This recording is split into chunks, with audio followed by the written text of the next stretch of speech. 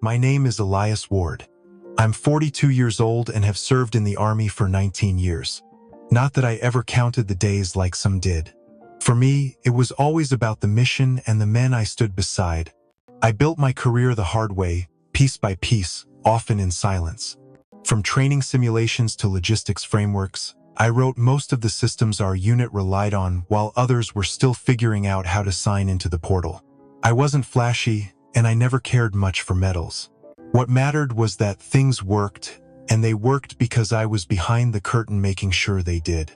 I wasn't expecting a parade, but I also wasn't prepared for how fast things started unraveling. It began when we got a new so-called tactical systems consultant, Lieutenant Chase Langford, 25, smooth-faced and wearing a pressed uniform like he just pulled it off a mannequin at a military surplus store. He was the kind of guy who said things like vertical integration of battlefield logic with a straight face. His handshake was limp, his smile too polished, and the nameplate on his chest might as well have said, "My dad's a general." Chase didn't ask what we did or how the system was structured. He showed up with a PowerPoint and confidence you can't earn, only inherit. In the first meeting, he pitched a complete overhaul of our ops model before even learning how the current one functioned. I remember watching him click through slides with words like synergy and modernization and wondering if he even knew what a TOC felt like during a live drill. He didn't see the value in what we had built. He just saw something old that needed repainting, like this was a branding exercise and not a chain of command. I kept my mouth shut that first week. I watched, listened, took notes. Because when someone walks into your house and starts rearranging the furniture without asking, you don't yell. You wait. You figure out where the foundation is and what they're too blind to notice. And then you decide if you're going to let them burn it all down or walk away before they light the match. By the second meeting, Chase Langford had already become something of a walking punchline in our unit, though no one said it out loud. He showed up late, again, wearing aviators indoors and carrying a custom laptop case like he was auditioning for a defense contractor ad.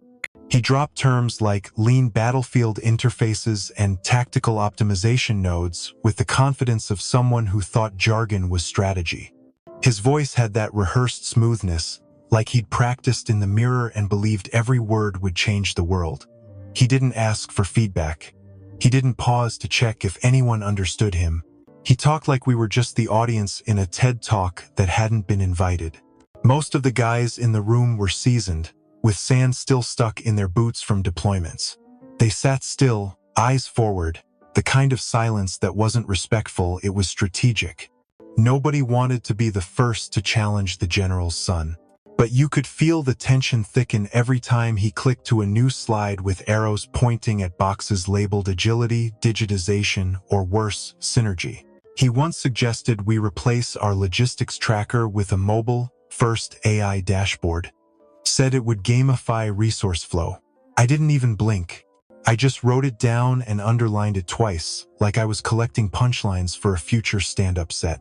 What made it unbearable wasn't just the cluelessness, it was the condescension. Chase talked to us like we were a group of aging janitors watching him invent the mop. He asked one of my NCOs if he was familiar with blockchain redundancy protocols like the guy hadn't done 2 tours keeping encrypted comms stable in sandstorms. Every answer he gave sounded like a quote pulled from a white paper nobody read. And when someone tried to explain the current comms infrastructure, he nodded politely, then called it legacy drag in his summary notes. The worst part? He smiled through all of it. That kind of soft, empty smile that says nothing and means less. Like he thought we'd all thank him later for fixing problems we didn't have. And maybe we would have tolerated the nonsense if he'd just admitted he was learning. But Chase didn't learn. He imposed. He didn't ask. He directed. He came in with a plan that made no room for the people who had built the system he was trying to bulldoze. I sat through it all, arms crossed, back straight, silent. Not out of fear, but because I knew what I was watching. This wasn't innovation, it was a show, a performance dressed up as leadership, and while Chase played expert with his buzzwords and slide decks, I kept count. Of the decisions he made, the protocols he broke, and the respect he never even tried to earn. because eventually, people like him run out of borrowed power. And when that happened, I'd be ready. Not with an argument, but with receipts. I didn't storm out. I didn't make speeches or post anonymous rants. I just got quiet. The kind of quiet that comes before a deliberate move. While Chase was busy stripping out what he didn't understand, I started pulling threads that actually mattered. I backed up the core systems onto secure drives, layered with encryption protocols we designed during our earliest operational phases. I double-checked each node, each mirrored vault, not because I didn't trust them, but because I didn't trust what was coming next.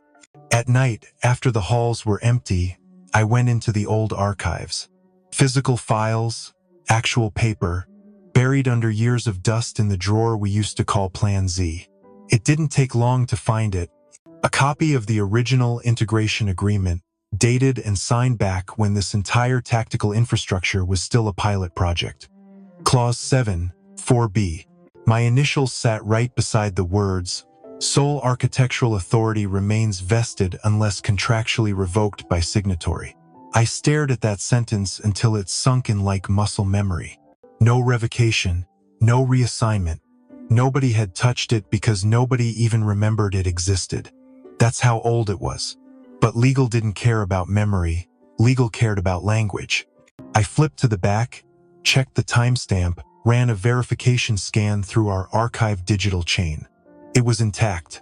My name was still bound to the system's core structure, and any external alteration required either my signature or dual JAG authorization. Neither had happened, which meant I still held the keys. Not metaphorically, legally. I didn't celebrate. I didn't feel vindicated. I just felt still. Like watching a storm from a locked room, knowing you built the walls yourself. I stored a clean copy on an encrypted vault I kept off-site, one I only used for system-critical assets. Then I scrubbed access logs and erased the scan history. Not because I was hiding, because I didn't want anyone panicking before it was time. They thought I was legacy, but what I held wasn't history. It was leverage, and I had just confirmed it was very much alive. 2 weeks after I verified Clause 7, 4b, Chase pushed through his grand restructuring. He rewrote the chain of command on a Friday afternoon, slid the document under review during a quiet shift change, and by Monday morning, my access was cut in half. No explanation, no handover, just a line in the update log listing me as Support Legacy Resource. That was his new name for me, a resource. He replaced our field-tested safeguards with flashy, vendor-friendly overlays. Stripped out the modular redundancy we spent years perfecting and patched in off-the-shelf automation that couldn't even interpret cross-node latency. Within 48 hours, the alert dashboard was pinging false positives and false negatives like a roulette wheel. My inbox stayed silent. Nobody asked for help. Nobody dared. Because Chase had made it clear. I was no longer part of the loop. Then came the high-level zoom. Subject line read, "Tactical Modernization Briefing." I joined 5 minutes early, camera off. Watched the screen fill with brass, project leads, and a couple junior staffers with wide eyes and straight backs. Chase showed up last, framed by a neat backdrop and wearing a fresh-pressed uniform that still had packaging creases. He talked about streamlining the future, leveraging digital potential, thanking contributors. When I unmuted to speak, I didn't get more than 2 words in. The notification popped up fast. "You've been muted by the host." My voice silenced in a room I helped build. He didn't look embarrassed, didn't hesitate, just smiled at the camera and said, "Thanks for your legacy, Captain Ward. We'll be in touch." I didn't speak, didn't ask for the mic back. I reached for the same military ID badge I'd carried since 2004, raised it toward the webcam, cracked edges and all. Then I lifted a single folded sheet, my resignation letter, signed in blue ink. I held it steady for a full 5 seconds. Let them read it, let it land. Then I clicked leave meeting. No speech, no rant, just a quiet exit with the weight of something irreversible. On the other side of the screen, I caught a glimpse of our JAG officer. She didn't move, just stared like she'd seen the lock on a safe snap open. She understood what that letter meant. Chase didn't, but he would. By Monday morning, the seams had already started to rip. One of the civilian contractors Chase brought in decided to optimize boot protocols on our live training servers. He stripped the sanitation filters from the initialization scripts. Probably thought it would shave a few seconds off startup time. What he did was contaminate 2 active simulations and 1 readiness drill, all scheduled to run that week with real personnel in the loop. Within hours, the staging data was corrupted. Timing chains collapsed. Feedback loops failed to trigger. Simulation nodes glitched into deadlock while reporting clean results. Nobody caught it until a live exercise ran through false green status and left a logistics squad stuck without air cover in a desert zone mockup. Leadership scrambled for answers. Nobody had them. Chase posted a calm update in the ops thread. No major concern. Our new tools allow us to pivot beyond legacy failsafes. Just teething pains. His words, teething pains. As if the system bleeding out from its core was just a minor adjustment period. He sent a private message too. I didn't open it. Didn't need to. I knew the tone. Measured, dismissive, probably called my systems over-engineered. Probably blamed institutional inertia. But deep inside that framework, every dev and analyst who'd ever debugged beside me knew the truth. This wasn't a crash. It was a slow implosion. Not caused by neglect, but arrogance. My absence wasn't symbolic. It was structural. They had cut out the spine and expected the body to keep walking. The failure wasn't loud. It crept in quietly, like wrote under paint. By the end of the day, JAG had already flagged 3 operational inconsistencies. One of the simulations ran with outdated mission parameters. Another ran without encryption protocols. The last one, the one I used to personally greenlight, failed its termination handshake. I watched the logs from my secure console. Not smug, just still. They hadn't replaced me. They'd just unplugged something they didn't understand.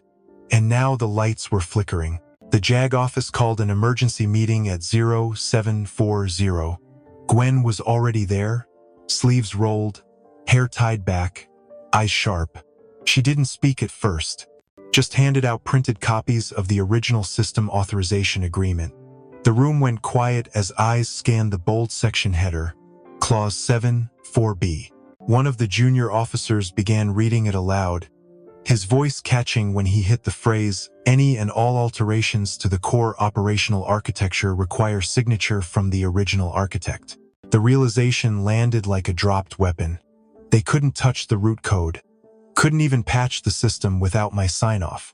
Gwen flipped her own copy shut and waited. Someone asked if they could override. Her response was immediate. No. She said it plainly, calmly. No override without dual consent. Mine and hers. That safeguard wasn't just policy. It was protocol, written after a failed push nearly cost us an entire unit's comms. A rule I built. One Gwen enforced. Panic cracked through the table. Project leads whispered. A colonel rubbed his eyes. Someone muttered that I was bluffing. Gwen cut him off. She pointed to the chain of custody records, untouched since my departure. Audit logs showed 0 attempts to reassign the authority. 0 prep for succession, no contingency plan. The founder of the ops framework was gone, and nobody knew how to reach me. They asked Gwen again. One last time. Could she break it, bypass the clause, trigger an override? She looked straight at them and said, I don't override what I helped him write. The room fell still. Legalese had become a live grenade. And the pin was already gone. The ridge sat quiet. Trees swayed like they had no idea what was unraveling miles below. I'd been there for 2 days, far from signal towers, far from orders, far from anything that buzzed or blinked. The cabin was simple. No internet unless I opened the satellite kit. No sound but the creak out back and the low hum of wind through pine. I sat with a cup of black coffee, watching the sky crack open with streaks of pale gold and gray. The kind of morning that makes everything small feel like it finally fits. The laptop booted slow, battery near dead, fan coughing like a tired smoker. I kept it powered down, untouched since the day I walked away. But I knew this moment would come. Not because I needed it, because they did. The root license manager took longer than expected. Screen blinked, cursor lagged. Then the red box appeared, revoke all access. No drama. No last-minute prompts. Just a single button. Final, sharp, quiet. I clicked. The screen didn't fade immediately. It hesitated. Then the terminal blacked out like someone had pulled the plug from the entire system. No confirmation, just silence. Not failure, completion. I took another sip of coffee. It had gone cold, but it didn't matter. The wind shifted. I could smell ash somewhere deep in the trees. Not fire, just memory. I leaned back against the cabin post and stared out across the ridge. For once, my chest didn't feel tight. No alerts, no responsibilities. No unfinished code whispering from the dark. My phone vibrated once, just once. No string of texts, no desperate chain of missed calls. One message, from Gwen, "You were right." I didn't reply, just let the screen fade back to black. I placed it on the table, next to the old badge I never returned. The badge still held a faint bend where it had been tucked in my pocket too long. I stared at it for a second, then looked back at the sky. The clouds moved slow, steady. The ridge stood still. I didn't smile, didn't cry. I just felt like the story had ended exactly where it needed to. And for the first time in 19 years, I didn't feel responsible for saving anything. Chase disappeared from the command chain without a single debrief. No statement. No farewell. Just an empty desk and a trail of flagged decisions no one claimed. The brass reached out, first with polite inquiries, then with veiled offers, then with desperate appeals. I read every one, deleted them just the same. No one ever said my name out loud in the official after-action reports. But I saw the redacted lines, the sudden policy shifts, the memos about restructuring legacy protocol approvals. They tried to rebuild what they'd gutted, recreate stability from documents instead of people. It didn't work. I never wrote back, never returned the calls. They weren't reaching for me. They were reaching for the part of the system that no longer existed. The part I took with me the second they muted my voice. Ownership can't be transferred by title, only earned.